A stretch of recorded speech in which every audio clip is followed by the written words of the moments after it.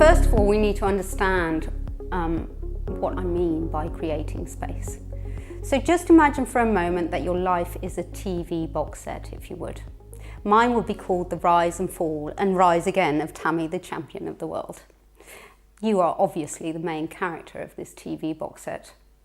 Each episode has some amount of excitement and drama, otherwise it wouldn't get recorded. This we can call stress, if you like. So every episode that you record has some element of stress within it, from which you, the main character, has to learn and adapt to move on to the next level. So the first series in your TV box set could go something along the lines of learning how to breathe, learning about relationship, and maybe learning how to walk. These are really important things that you learn as you develop as a child, and they're quite difficult to learn initially. So when you're first starting to crawl and then you start to stand up and finally you start walking, that is a process that takes a very long time, but as a child that doesn't seem to mean anything much to you. And this is because as a child you have an enormous amount of space in your mind. Now that space is very, very handy because that space wants to get filled up. Those first episodes from ages 0 to 7, 7 to 12 and 12 to 18 and then maybe 18 to 25 are really important because by the time you are 25, that space that you had as a child is nearly filled up with all sorts of different learnings and all sorts of different ideas and belief systems that have mainly been given to you by others. You have physical learnings, mental learnings, emotional learnings, and because you've learnt them through rote, over repetition and over time, they become automatic. So these episodes are learnt at some stage in your mind and then get stored, and then you use them, your mind uses them automatically. So when you wake up in the morning, you don't have to think about, oh, how do I walk? You just get up and walk, because that's an automatic response. You've learnt it to the degree that it becomes automatic. So all your new episodes that you start recording rely very heavily on this original reference library, because you get this programming inside yourself that becomes your autopilot that you don't have to think about, and that's really, really important. You want that. You want to have this autopilot because otherwise your day-to-day living would be extraordinarily difficult. However, there are parts of that automatic program that don't necessarily benefit you, that are taken in from other people, your situation when you grew up, your parents, your siblings, your teachers, the media, and you believe that those learnings are true, and you take in those beliefs as being your truth, but they might not necessarily be your truth. So, as you get older, you create less and less of these programs because you rely on what you've already learned in your automatic programming system. So in order to learn something new and something original, you need to find space for that new learning to come in, that space in between the automatic autopilot. You need to find space within that so that you can learn something new, something original. You can start making an original new episode. We can use stress as an indicator to let us know when we're about to learn something new or got the opportunity to learn something new, more like. If you have some kind of stress in your life, it means that you have an opportunity to grow. Now, I know in this age, in this society, we talk about stress in a very negative way, and it can be a very negative thing if there's too much stress on your shoulders. So let me say right here and now that I'm talking about if you have one piece of stress in your life, you might be able to grow from it. If that one piece of stress is the final straw in the haystack of a mountain of stress, then stress can become a difficult thing to handle. But if there's only just this one little piece of stress in your life, just like when you first started to roll over, that was stressful, going, what's happening now? Then you started to crawl, that was stressful initially, but you only had to deal with that crawling thing, you had nothing else to deal with. And then you saw these people walking around you, you go, oh, I want to do that. That becomes a bit of stress in your life, even though we don't look at that as stress. That is also stress. And that is the medium we use to be able to grow and do something new and develop and evolve. That's the goal of stress, really. Next slide, please. So, I'm just reading off the slide right now. All your past episodes interacting with each other and or reacting to the outside stimuli creates a constant stream of chatter in your head. And this we're going to call the external part of you. So once you've reached this age of 25, let's say, it could be younger, it could be older, your head is now filled with beliefs, ideas, understandings, what you think is true about the world. Those things you've learnt, they've been stored, and now you rely on them to come up on an automatic programming system so that you don't have to deal with a lot of stimuli at once all the time. It deals with it for you based on those beliefs and understandings. When that external part of you just stops though, when that chatter of all those episodes interacting with each other and outside stimuli and all that stops, there's a space. There can be a space.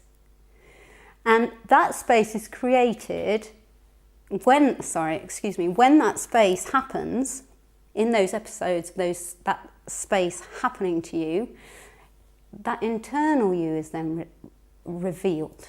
It's uncovered in a way. And that is a really exciting thing. Reading again, the internal self is always there within that space. And you can experience it whenever you stop the chatter. And that is new. You have to turn off the box set to experience something new, because within that space are answers that you haven't yet learned. Just like when you were a child, you had all this space and you just kept learning. Now you have much less space because all the chatter and all the programs, the autopilot that you're living off, doesn't allow for you to experience that space anymore. But if you do experience that space, new content for a new episode that you can record is found there. So when there's a piece of stress in your life, when there's a stressful situation, what would be really beneficial is if you could cut off all the old programming that you've ever had, go back into the space and see what the answer is for that stress. And then you can grow and evolve. Does that make sense? Okay, next one. So I want to talk to you about balance. So I'm going to read this definition of balance for you. And this is from the Collins English Dictionary. Balance. If you balance something somewhere, or if it balances there, it remains steady and does not fall. Sorry, Tam. My phone just made a noise, so I wondered if we could rather than go back to definition of balance. Just to this definition of balance. I'm going to turn this off as well. Sorry about that. Okay, so I just want to read to you these two definitions of balance. The Collins English Dictionary definition of balance is balance. If you balance something somewhere, or if it balances there, it remains steady and it does not fall. The Free Dictionary definition of balance is this: balance, harmonious arrangement or relation of parts or elements within a whole, as in a design. In all perfectly beautiful objects there is found the opposition of one part to another and a reciprocal balance. I really like these two definitions of balance, and I'll tell you why with the next slide.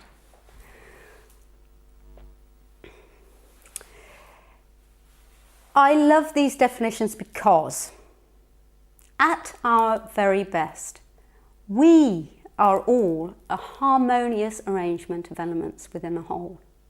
And we are all perfectly beautiful objects.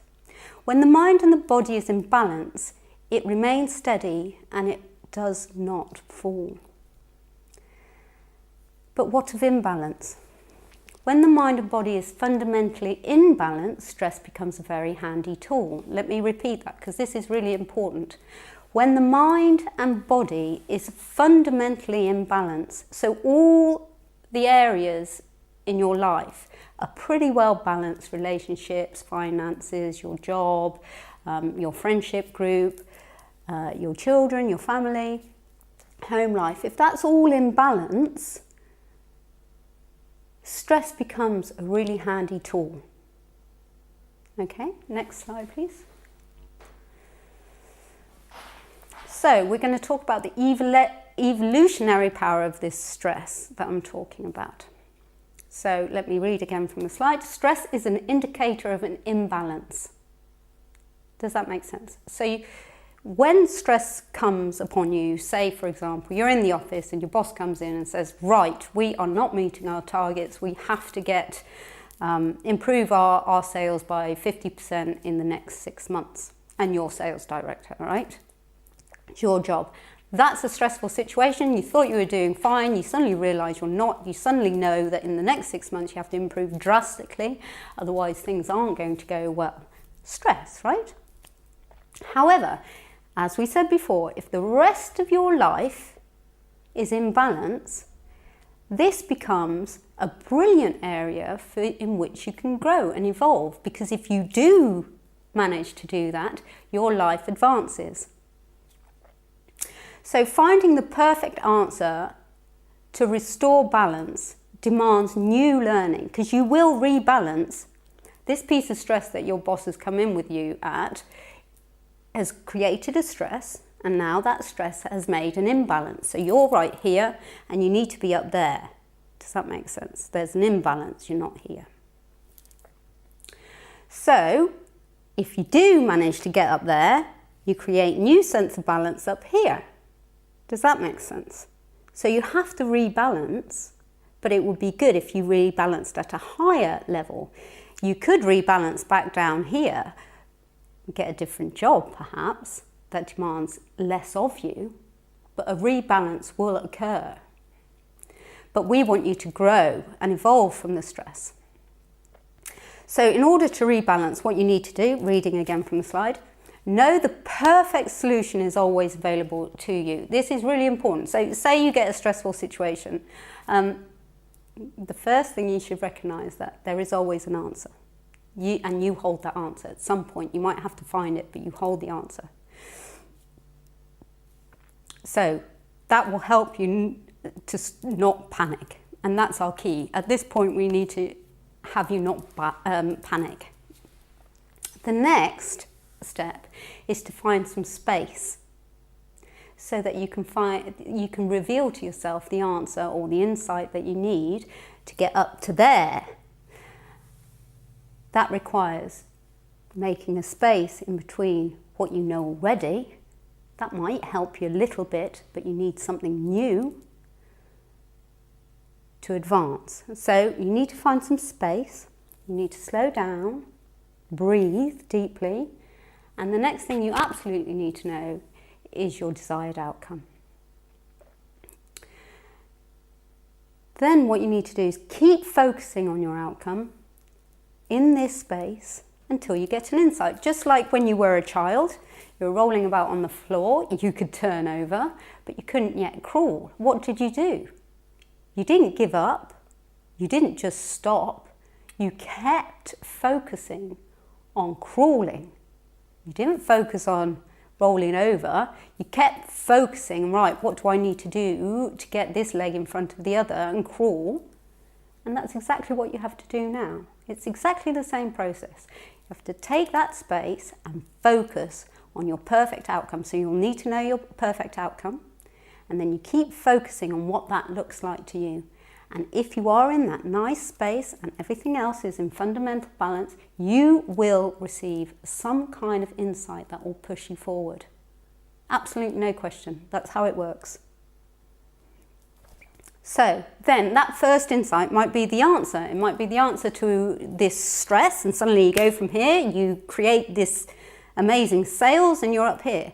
But typically that step is taken in little incremental steps like this. So you'll get one little insight, then you'll go with that insight, you get the next insight, you go with the insight, you get the next insight, go with the insight. Now that is really fun to do, and it's really brilliant as long as everything in your life is balanced.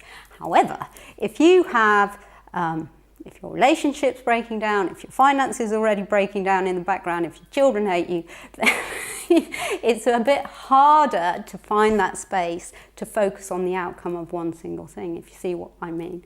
So if that's the case, first you might in this situation have to take some time out completely from the work field and realise that that's where you are right now, and look after your family first, and do this exact same process but one by one by taking the time somewhere else. So I'm just saying this stuff works, but it depends where you are. You need to know where your level is and where your boundaries are, and what's the most important thing to focus on right now. But stress initiates evolution. Creating space to initiate rebalance. So, as we've said, every time we experience an imbalance, we experience stress. This stress can be in the body or it can be in the mind. For example, this is really interesting. Training at the gym is a physical stress to the body. And another example is having an argument. Two things that apply stress to the mind or the body. We can have the next slide, please. So, creating stress to initiate rebalance. Stress equals the rift between the old you, the past, and the new, more evolved you, the future you. Does that make sense? So you've got this rift, typically, when you evolve by steps. The old you knew one thing, and the new you, future you, knew another thing. Knows more, excuse me. And that in-between bit is a rift. So you're still you in the past, but you've got this stress, and now you need to be a new, more evolved you in the future without the stress. So the growth that occurs